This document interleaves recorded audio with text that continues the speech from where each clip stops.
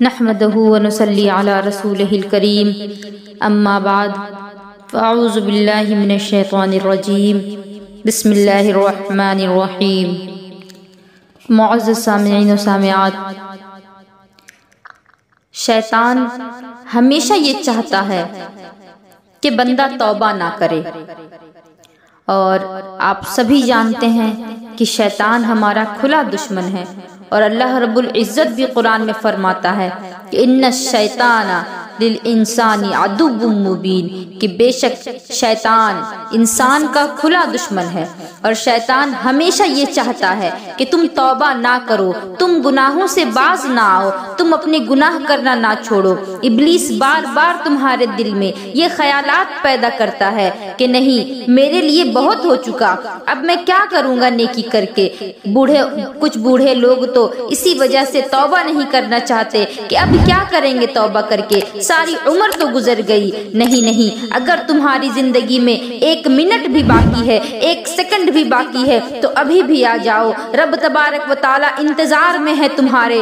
جیسا کہ احادیث کریمہ میں فرمایا کہ سمندر جوش مارتا ہے، سمندر جوش میں بار بار مولا کے حضور حاضر ہوتا ہے، یہ کہنے کے لیے کہ مولا میں ان بندوں کو ہلاک کر دوں جو تیری زمین پر گناہ کر رہے ہیں۔ ہوائیں جوش میں آتی ہیں اور کہتی ہیں کہ مولا میں ان بندوں کو ہلاک کر دوں۔ کبھی آسمان کی بجلیاں کڑکتی ہیں جلال میں آ کر کہ مولا ہم ان پر برس جائیں، ان پر آگ کی بارش ہو جائے۔ رب تبارک و تعالی سمندروں سے کہتا ہے، بادلوں سے کہتا ہے، بجلیوں سے کہتا ہے کہ واپس چلے جاؤ، میں اپنے بندوں کی توبہ کا انتظار کر رہا ہوں۔ ہواؤں کو روک دیا جاتا ہے کہ ابھی نہ چلو آندھیاں، میں اپنے بندوں کی توبہ کا انتظار کر رہا ہوں۔ بجلیاں آگ نہ برساؤ، ابھی میں اپنے بندوں کی توبہ کا انتظار کر رہا ہوں۔ میرا پروردگار قادر و جبار خدا جب تک ہماری موت نہ ہو جائے تب تک وہ ہماری توبہ کا انتظار فرماتا ہے، اور یہ بندہ اسے دنیاوی چند لذتوں کی ایسی لت لگ گئی کہ ان گناہوں کو چھوڑنا ہی نہیں چاہتا، کہ ان چند چھوٹی سی لذتوں کی بنیاد پر وہ بہت بڑی جنت کو چھوڑ رہا ہے، بہت بڑی مغفرت کو چھوڑ رہا ہے۔ چھوٹی سی لذتیں، یہ جوانی کے دن کتنے ہیں اور لذت کے اوقات کتنے ہوتے ہیں۔ گناہ کی خواہش پیدا ہوئی اور گناہ ختم ہوا، پھر خواہش بھی ختم اور اس کے بعد لذت بھی ختم۔ بس چند منٹوں کی لذت کے لیے ہم کیا سے کیا کر جاتے ہیں۔ گناہ کی یہ لذت چند منٹوں کی ہے، چاہے وہ حرام کھانے کی ہو، چاہے وہ حرام کرنے کی ہو، چاہے وہ حرام پہننے کی ہو۔ یہ لذت بہت تھوڑے وقت کی ہے، لیکن اس کا انجام بہت بھیانک ہوگا، اس کا عذاب بہت دردناک ہے۔ اور لیکن جو لذت اللہ رب العزت کی نعمتوں کی لذت ہے وہ ختم ہونے والی نہیں، وہ باقی رہنے والی ہے۔ اللہ رب العزت ہمیشہ ہمیں اپنی رحمتوں کے سائے میں جگہ عطا فرمائے۔ ایک آیت کریمہ میں اللہ تبارک و تعالی فرماتا ہے ان الذین قالوا ربنا اللہ ثم استقاموا، کہ وہ لوگ جنہوں نے کہا کہ اللہ ہمارا رب ہے اور پھر اسی پر ڈٹ گئے۔ اور اس سے پہلے آیت کریمہ ہے وقال الذین کفروا ربنا ارنا الذین اضلانا من الجن والانس، کہ جو لوگ گمراہ ہو گئے، جو لوگ کافر ہو گئے، وہ قیامت کے دن کہیں گے کہ اللہ ہمیں دکھا دے وہ دو لوگ جنہوں نے ہمیں گمراہ کیا۔ اور اس کی تفسیر میں بعض مفسرین نے فرمایا کہ بچے پکاریں گے اور کہیں گے کہ مولا ہمارے ماں باپ کو ہمارے سامنے لیا جنہوں نے ہمیں گمراہ کیا۔ پوچھا جائے گا کہ کیوں، تو کہیں گے نجعلہما تحت اقدامنا لیکون من الاسفلین، کہ ہم ان کو آج اپنے پیروں سے روند ڈالیں گے تاکہ وہ ذلیل و رسوا ہو جائیں۔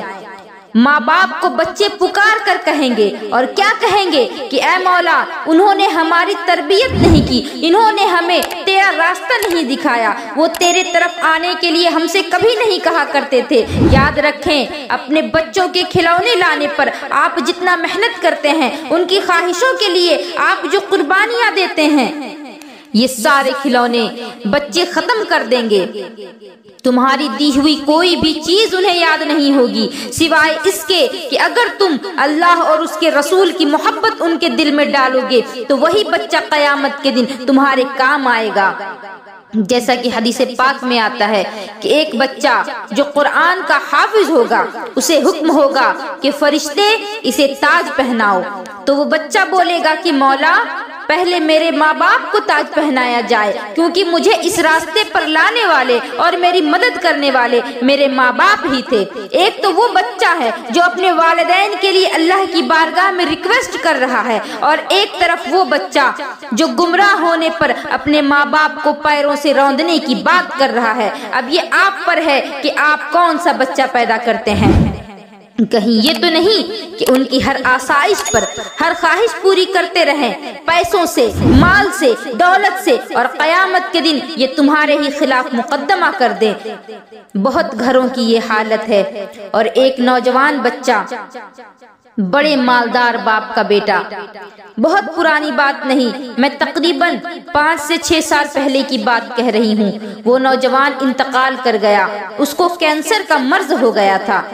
22 یا 23 سال کا نوجوان لندن میں پڑھائی کرتا تھا، اسے بون کینسر ہو گیا، ہڈیوں کا کینسر۔ بچہ بہت ذہین تھا، بہت ٹیلنٹڈ تھا، جو بھی کورس کرتا اس میں ٹاپ کیا کرتا۔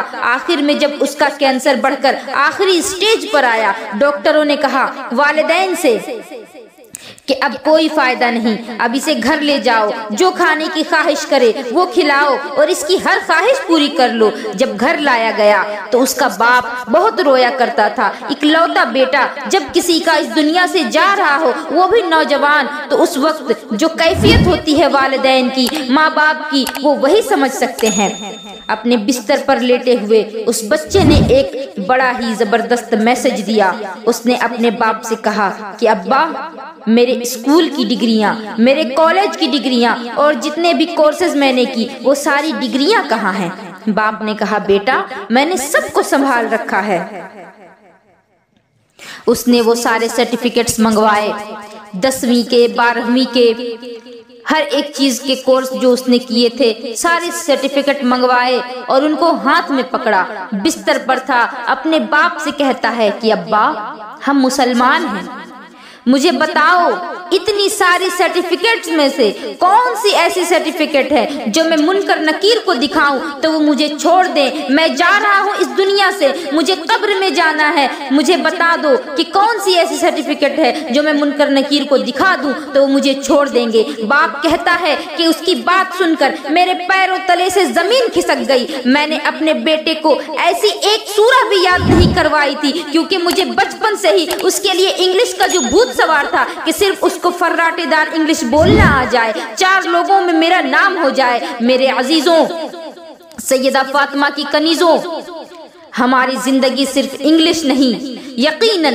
آپ انگلش خوب اچھی طرح پڑھاؤ، دنیا کا مقابلہ کرنا سکھاؤ، کیونکہ یہ ایسا دور ہے جس میں اگر مسلمان دنیا کا مقابلہ نہیں کریں گے تو روند دیے جائیں گے۔ لیکن ساتھ میں بچوں کی تربیت بھی اس طرح سے کرو کہ سورہ فاتحہ پڑھتا ہوا بچہ گھر سے جائے اور سورہ ناس پڑھتا ہوا گھر واپس آئے۔ اور یہ بھی تو ہونا چاہیے کہ بچوں کے دل میں عشق مصطفیٰ ہو۔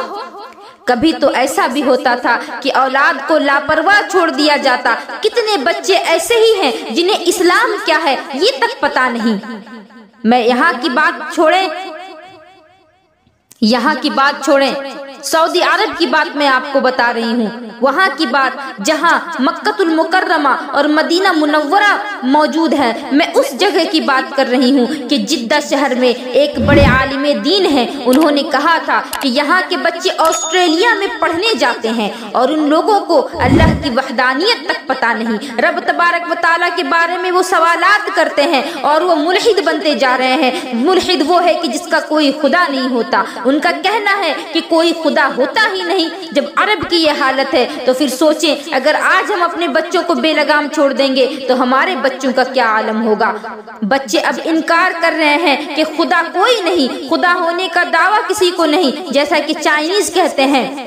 میرے آقا علیہ الصلوۃ والسلام کے دیوانوں، سیدہ فاطمہ الزہرا کی کنیزوں، آگے کا جو ماحول ہوگا ہمارے بچوں کے لیے، کہیں ایسا نہ ہو کہ پھر بچے ہم سے سوال کرنے لگیں کہ محمد کس کو کہتے ہیں، معاذ اللہ رب العالمین۔